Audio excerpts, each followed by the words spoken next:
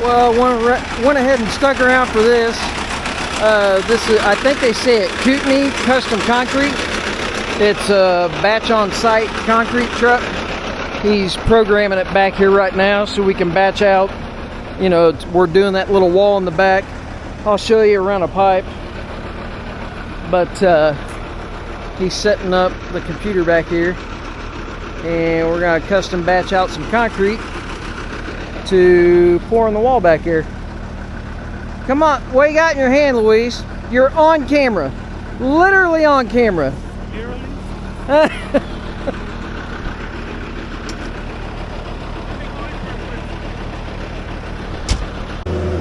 Alright, we're gonna batch out a little concrete here. We've got Portland and this back hopper, the B hopper that says Pro Wall. Over on this side of the bed we have sand. Over on the other side of the bed we have gravel, and it does its thing. I'm not quite sure where the mixing chamber is. I'd assume it's kind of down below and then it comes out, but we might be able to get up on top of the truck. I don't know, it's probably against the rules or something. But in this instance, we're not quite sure how much concrete we need. It's kind of a weird equation because there's a big 4-foot tube in the middle. Probably only need a yard or two, probably 2 yards, 2.5 yards. But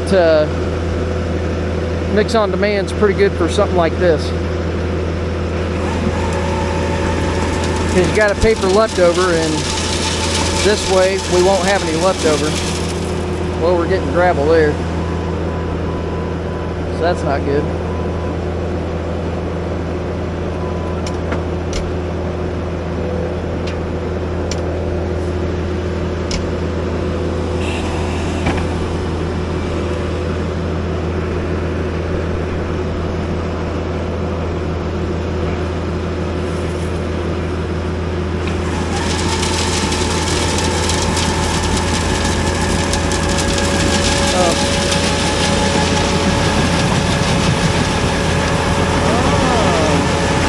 I see, says I.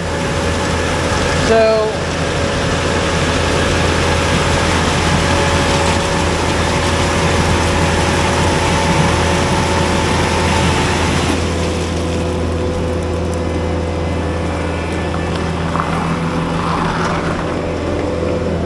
okay, so I might have it halfway figured out. So is there an auger in here? There is. The auger runs the length of this entire tube.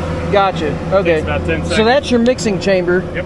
And I gotcha. Yep. That is kind of cool. Everything drops right down into there. Yeah. And then your Fine. gates kind of meter how much is on the belt. Is that what you're doing? That's right. I gotcha. I went to college to be an engineer, and I figured out I wanted to work outside instead of inside like an idiot because it's air conditioned inside. But Yeah, so I'm pretty mechanical. I like building stuff. Okay. It's nice to see you know, sense of accomplishment at the end of every single day. Right.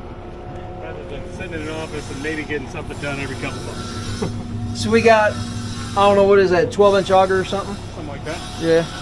That's kind of cool. 3 feet long. It's probably against the rules to go up top and show, like, I mean, I guess all it is a hopper up here, but I always try to find If you something. maintain 3 points of contact, I'm not going to Yeah. be upset about it. All right. Let me open that up for you. All right.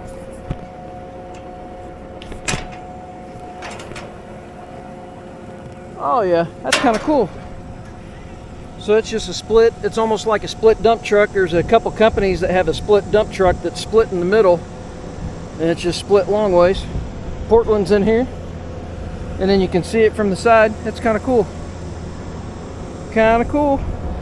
All right, we're coming back for another little quick batch.